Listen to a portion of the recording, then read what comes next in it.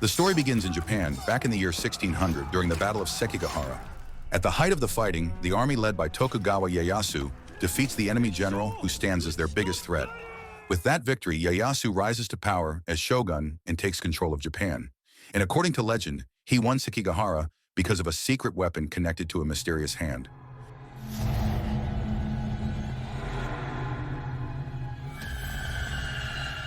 "35 years pass, and the country enjoys peace under Ieyasu's rule.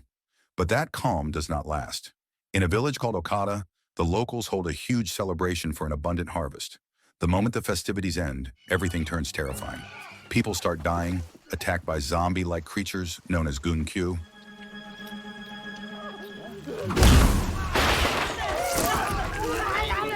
This is where it all begins. This is I Kill. From there, the story shifts to another village, Tagojuku. A healer named Orin treats a villager who has been accidentally shot. After she finishes her work, she goes looking for the girl she has been raising, Toki. Locals point her toward Hyodo's dojo, where Toki has been training. Orin immediately tells her to stop practicing swordsmanship. Toki has been battling a long-term illness, and pushing herself like this is dangerous. Toki cannot take the constant scolding and runs off, but her condition catches up to her and forces her to stop. Orin brings her home and speaks with an older, more experienced healer named Genza. It turns out Genza has been sheltering both Orin and Toki out of compassion. He is also Orin's superior at the clinic they run together. As they talk, Orin and Genza bring up another healer, Nishi. For the past 10 years, Nishi has regularly delivered medicine from Okada to help keep Toki stable. Now the problem is that Nishi has suddenly vanished. Worried for Toki's health, Orin and Genza decide to travel all the way to Okada themselves to retrieve the medicine. What they do not realize is that Okada has already been overrun by Gunkyu. Before long, they arrive and are stunned by what they see. The village is silent, empty, with no sign of life anywhere. Assuming a natural disaster has driven everyone away, they head toward a nearby evacuation shelter.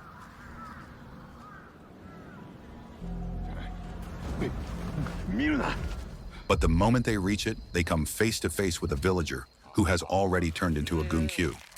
Their struggle creates noise, and that sound draws even more of them in. As the situation starts closing in, Orin is forced to break into the shelter, getting herself and Genza inside just in time to hide. Not long after, a man named Arata enters the shelter and quickly overpowers them both. When Orin comes to, she realizes she and Genza have been tied up and taken hostage. As Arata threatens them, Orin quietly works at the rope binding her hands. The second she frees herself, she fights back and clashes with him. But before Arata can finish her off, two Gunkyu that have been lurking at the doorway attack him. Arata is bitten and killed right in front of them. Not long after Orin frees Genza, Arata suddenly rises again, now transformed into a Gunkyu. The situation worsens when two more Gunkyu break through the shelter door and get inside. With danger closing in, Genza tells Orin that the creature's weak points are their necks and heads. Using that knowledge, Orin manages to kill two of them, while Genza takes down the last one.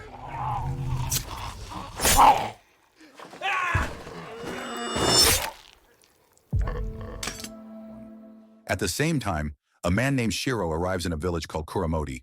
There he hires a woman named Yai. After spending time with him, Yai begins to remember a small boy from her past who was also named Shirou. Back then, she used to keep him company, even though his head was always covered with a sack.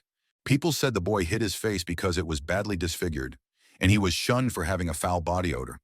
Eventually, he was locked away after it was discovered that he had eaten several villagers. After recalling all of this, Yai admits that she only stayed by the boy's side because she wanted to be seen as a kind person. That is when Shirou reveals that he is the same boy she once knew. As punishment for her hypocrisy, Shirou bites Yai and kills her. Strangely, his eyes briefly change color and begin to bleed after the attack. The next day, Yai rises again as a Gunkyu, proving that Shirou's bite can turn humans into these creatures. Elsewhere, Toki's life is in danger as Gunkyu begin to swarm Tagojuku village. Orin and Genza find themselves struggling against a powerful Gunkyu that was once a sumo wrestler.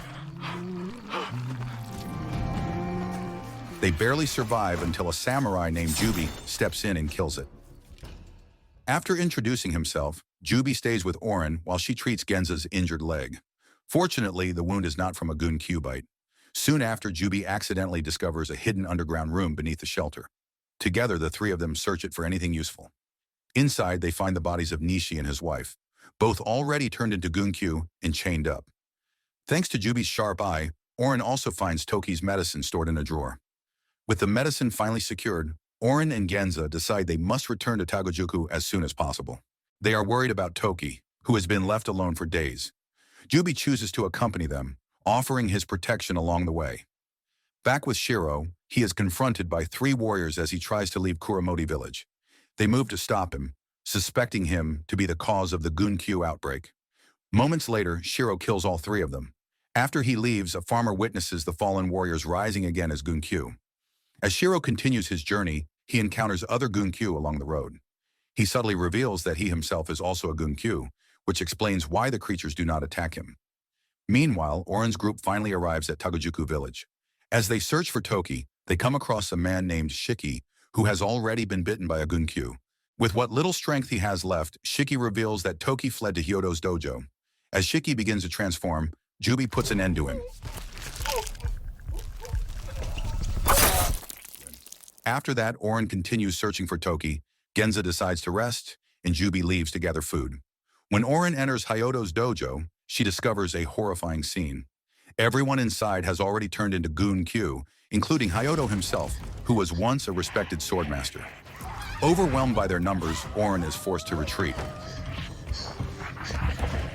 Not long after, Orin manages to save a woman named Aoba from a Gunkyu attack.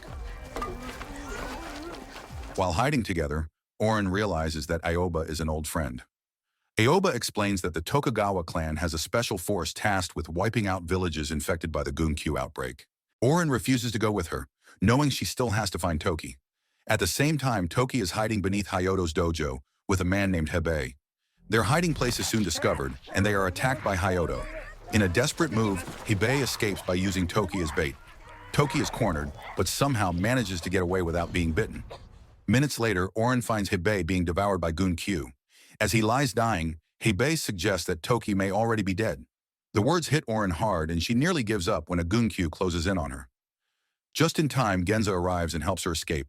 Once they reach a safe place, Orin finally reveals her past to Genza. From a young age, she was trained as a ninja, taught to kill silently. The one who raised and trained her was a woman named Hisami. As Orin grew older, Hisami's ninja group fell into hardship after the Yukita clan they served was wiped out during the Battle of Sekigahara. Later, Hisami ordered Orin to take in Toki and train her as a ninja. But over time, Orin chose to raise Toki as a normal child, refusing to turn her into a killer. When Orin defied her orders, Hisami demanded that Toki be killed and threatened to execute Orin if she disobeyed. Without Hisami knowing, Orin fled with Toki. That was when Genza found them and eventually took them in as family.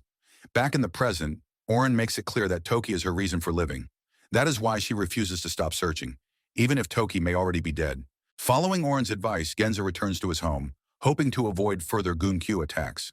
When Genza reaches his destination, he catches Jubi going through his private records.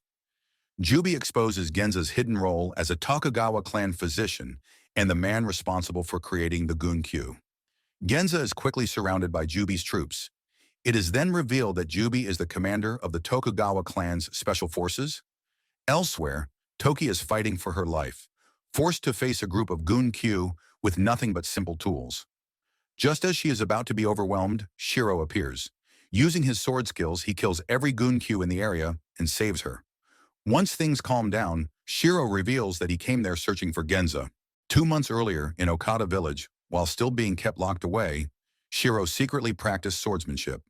One day, Nishi released him and brought him to a woman named Shinu, who turned out to be Nishi's wife and was close to death.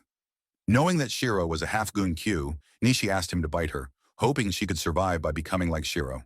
Instead, the bite turns Shinu into a full Gunkyu, completely losing her humanity. Back in the present, Jubi takes Genza prisoner. Based on what he has uncovered, Jubi explains that Nishi had other patients bitten by Shirou out of desperation over his wife's condition. Those patients became Gunkyu, causing chaos that eventually allowed Shirou to break free. Meanwhile, Shirou stays by Toki's side as she recovers. Both of them are orphans, but Toki has finally found a sense of family in Orin and Genza, seeing them as the parents she never had. Not long after, Orin reunites with Toki. Together, they thank Shirou for saving her, To repay him, they agree to help Shirou find Genza. That night, Orin's group discovers Genza being held captive by Jubi. As Orin confronts him, Shirou moves in from the shadows, biting several of Jubi's men. He is then forced to fight even more soldiers. It becomes clear that Jubi's true mission is to capture Shirou.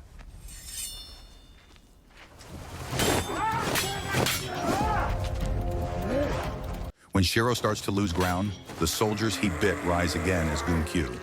The chaos gives Shirou a chance to escape and reunite with Orin, as Jubi's forces are distracted by the creatures.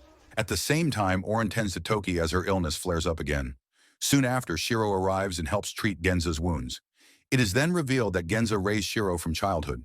To answer Shirou's questions about who he really is, Genza finally tells him the truth. So it all traces back to 31 years ago. At that time, Tokugawa Ieyasu, who was already shogun, possessed a mysterious object known as the monkey hand. Under his orders, Genza and Nishi began experimenting with it, hoping to create an immortal soldier that could be fully controlled. The experiment failed. The subject turned into a Gun-Kyu and had to be killed because it could not be restrained. When the monkey hand experiments reached a dead end, twin babies were born into the Tokugawa bloodline. One of them was Shirou. To prevent future conflict over the shogun's succession, Shirou was secretly killed as an infant. Following Ieyasu's command, Genza and Nishi then used the baby's body as a new test subject. This time, instead of direct experimentation, they brought the monkey hand close to Shirou's body. After some time, Shirou miraculously came back to life as a half Gun-Kyu. Genza and Nishi quickly realized that Ieyasu would see Shirou as the perfect weapon, a living version of the immortal soldier he had always wanted. Refusing to let the child be exploited, they fled with Shirou and raised him in secret. As years passed, they were forced to keep him confined, after Shirou began showing a disturbing urge to bite humans. After revealing the full truth, Genza admits that he has always seen Shirou as his own son. He also believes that Shirou's unique condition could lead to major medical breakthroughs if used correctly. Hearing this, Shirou feels betrayed, believing he was only valued as a living experiment. Overcome by resentment, he bites Genza in front of Orin and Toki, then leaves while Orin and Toki stay behind to tend to Genza. At the same time, Jubi orders the special forces to completely wipe out Tagojuku village, now overrun by Gun-Kyu. He also commands his men to continue hunting down Shirou. As Shirou battles the special forces, Genza begins to transform into a Gun-Kyu. Still clinging to his sanity, Genza attempts to take his own life so he will not attack Orin and Toki once he fully turns. When he fails, he begs Orin to kill him for everyone's sake. Torn by grief, Orin is finally forced to end his life.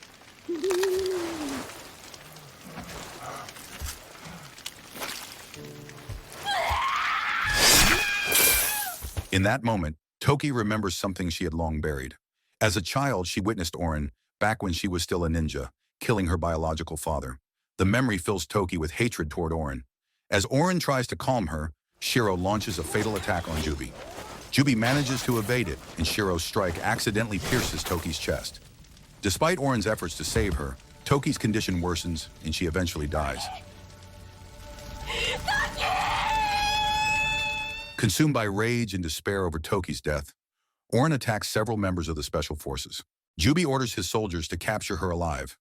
During the chaos, as Jubi tries to restrain Orin, Shirou takes the opportunity to escape. Not long after, completely broken by Toki's death, Orin prepares to do the unthinkable. Sometime later, the story introduces Shirou's twin brother, Takechi. Unlike Shirou, Takechi has lived a calm and protected life inside Edo Castle, raised by a woman named Tsubuni. Sheltered from the outside world, Takechi often wonders whether the Gun-Kyu still exist or if they have already been wiped out. Inside the same castle, Jubi attends a meeting of the special forces. Their main mission is once again made clear: to erase villages infected by Gun-Kyu. They are even willing to kill innocent villagers who have seen the creatures, all to keep their existence a secret. Because Jubi failed to capture Shirou, Munanaga replaces him as commander of the special forces. Afterward, Jubi spends some time talking with Takechi. The two are close friends, and Takechi opens up about his personal ambitions. He dreams of becoming a truly strong shogun, one who does not rely only on a famous name. It is then revealed that Takechi is the third-generation shogun and the grandson of Tokugawa Ieyasu. As time moves on, the story shifts to a women's prison in Tatsu village. The conditions are cruel, with guards allowing prisoners to abuse one another.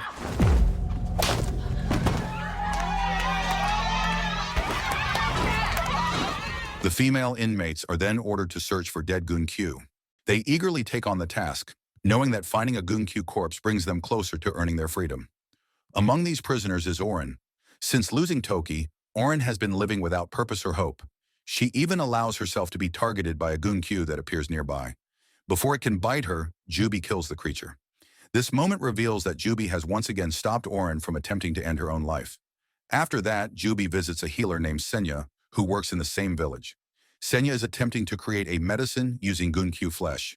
If successful, it could allow those infected by a Gunkyu bite to remain human. Senya assigns a prisoner named Kaio to assist him. However, he refuses to give her a protective mask simply because she is an inmate, even though everyone working in the facility is supposed to wear one to avoid infection. That night, other prisoners attack Kaio out of jealousy, since she is close to being released. Time passes, and Kaio later inspects the meat soup prepared for the inmates. At that moment, black mucus drips from her nose into the soup. Unaware of the contamination, the prisoners begin eating it. Not long after, an inmate named Hibari deliberately spills Orin's soup, angry at how Jubi seems to favor her. Sakura steps in and attacks Hibari in retaliation. During the scuffle, Sakura accidentally drops her cross necklace, revealing that she is a Christian. Since Christianity is forbidden during the Edo period, Sakura becomes the target of brutal punishment and is tied up. Orin is also restrained for defending her. Not long after, Kaio's condition grows much worse.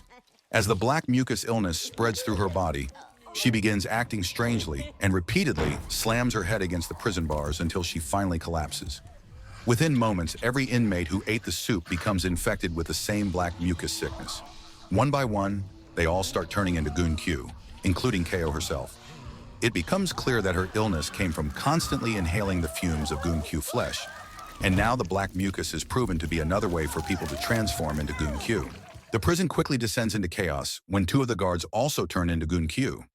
Jubi arrives to eliminate the creatures while doing everything he can to protect Orin. He then reveals shocking news: Shirou is with Toki, and somehow she is still alive. The news reignites Orin's will to live, pushing her to fight for survival and escape alongside Sakura.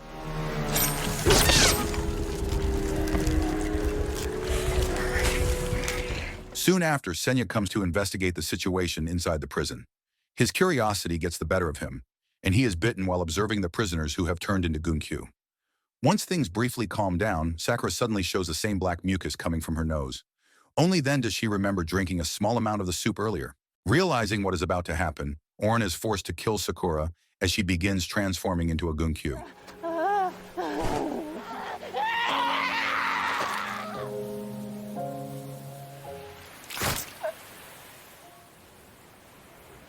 As time passes, Orin travels to Sakura's home village. Earlier, Sakura had mentioned that Shirou once stayed there, and it is Orin's only lead. When Orin arrives, she discovers that many villagers are secretly practicing Christianity. That is why they panic the moment they see her, fearing punishment. Orin reassures them that she has no issue with their beliefs, allowing the villagers to calm down. While speaking with a woman named Sue, Orin explains that she is searching for Shirou and Toki, and also shares the news that Sakura has died in an accident. To answer Orin's questions, Sue leads her to a livestock shed. Inside, a Gunkyu is being held, bound in the shape of a cross. Sue then recounts what happened when Shirou and Toki passed through Sakura's village. At that time, Shirou was overwhelmed with guilt after accidentally stabbing Toki, an injury that killed her. He prayed desperately for her to return to life, believing that only Toki could bring peace to his heart. As he broke down, tears mixed with blood fell into Toki's mouth. That moment brought Toki back from death, leaving Sue in complete shock. After telling the story, Sue explains that Shirou was later captured and taken to Edo Castle. Toki, however, managed to escape and is believed to have gone to the place she and Shirou agreed to meet, a village called Uminari. Before leaving, Orin helps treat a girl named Kanta, whose illness has returned. It is strongly suspected that Kanta fell sick after being emotionally shattered by the death of her mother, Sakura. As time goes on, Orin prepares to leave for Uminari village, hoping it will finally lead her to Toki. Just as she starts to leave Sakura's village, she hears a disturbance and is forced to turn back. Not long after, a group of men arrives, hunting down Christians to be punished. Their presence sends Sue and the villagers into panic, forcing them to pretend they follow a different faith to avoid execution. The group's leader, a man named Osamu, then announces that he is also searching for Orin. He believes she murdered Sakura, unaware of the truth behind what really happened. Because of this misunderstanding, the entire village now sees Orin as a killer. Moments later, Orin steps in to protect the villagers from Osama's group. However, at Sue's insistence, she holds back and does not kill them. Sue then drives Orin away, as the villagers now resent her for Sakura's death. After Orin leaves, the villagers bind Osamu and his men and lock them inside a Gun-Kyu enclosure. It does not take long before the creatures tear them apart.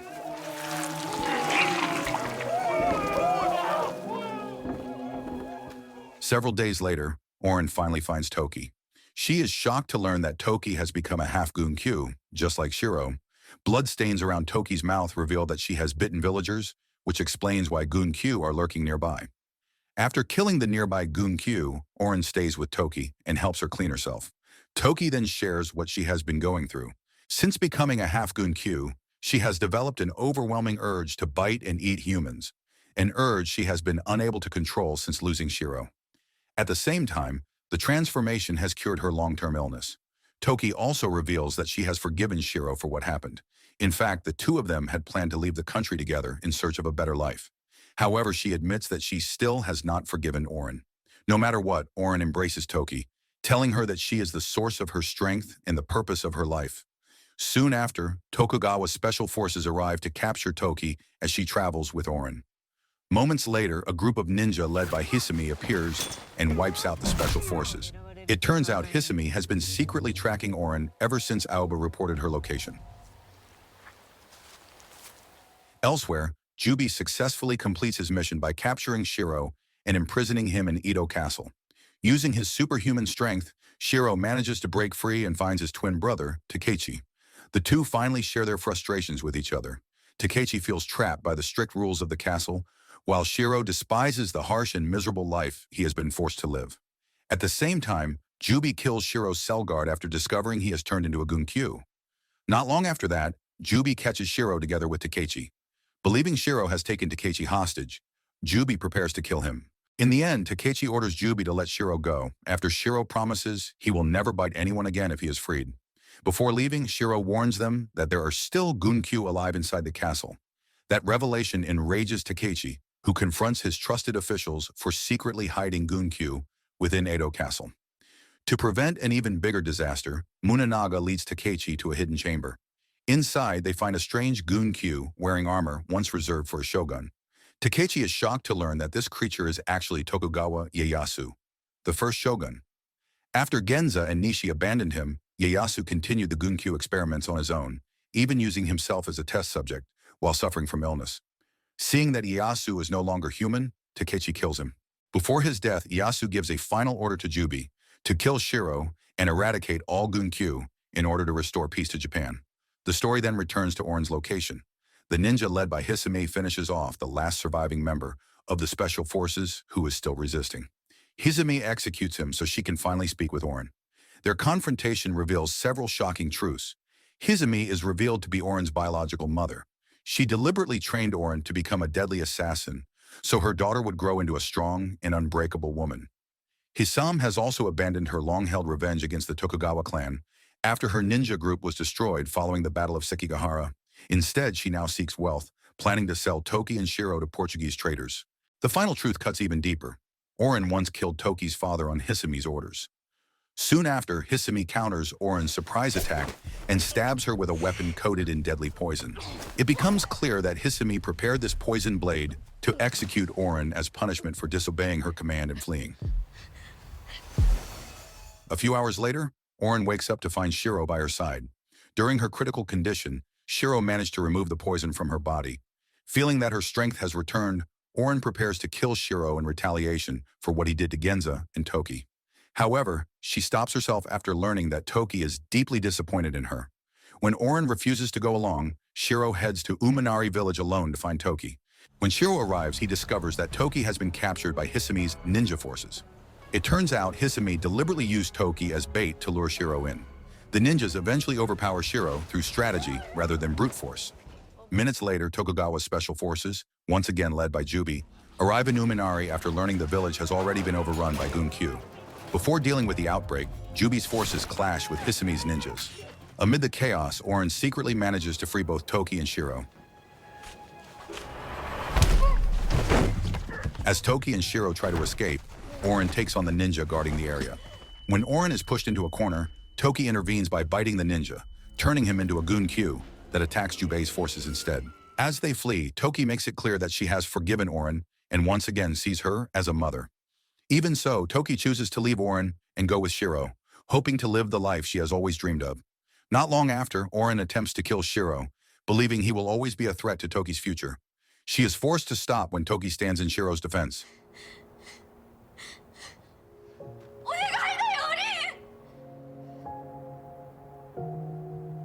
Moments later, Shirou shields Orin from a gunshot fired by Hisumi, taking the hit to his neck.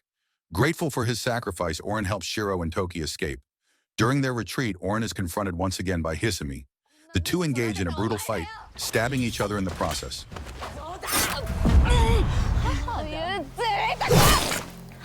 In the end, Hisumi is overwhelmed and killed by a swarm of Gun-Kyu. Shortly after, Orin blocks Jubei's attempt to kill Shirou, allowing both of them to escape. Before parting ways, Orin asks Toki to live a happy life, no matter where that path leads. As the fighting continues, Orin and Jubei are forced to work together while surrounded by Gun-Kyu. In the heat of battle, Orin fails to notice that a Gun-Kyu has bitten her left arm. She escapes and prepares to end her own life, determined to die as a human.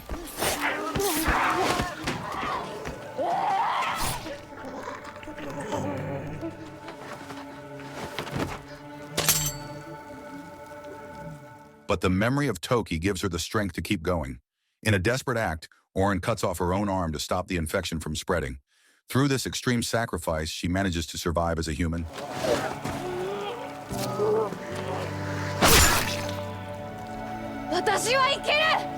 The next day, Toki and Shirou rush toward the boat that will take them overseas. Along the way, Shirou decides to stop, knowing he will soon die from his worsening gunshot wound. Before parting, he gives Toki his cross necklace as a final gift. Shirou admits that Toki is the reason he learned to be grateful for his life. At his request, Toki chooses to go to Amakusa instead, believing the people there will accept her condition. Time passes, and Jubei eventually finds Shirou's body and confirms his death. Not long after, he encounters Orin on the beach, quietly watching Toki sail away. In that moment, Orin and Jubei choose to make peace. From then on, Orin dedicates her life to becoming a healer, determined to save others. Meanwhile, Toki cuts her hair and takes on a new name, Toki Sada, marking the beginning of a new life. So the moral of the story is, if someone offers you a mysterious hand experiment, politely decline and go touch grass instead, because one bad science project can turn your whole neighborhood into a bitey buffet.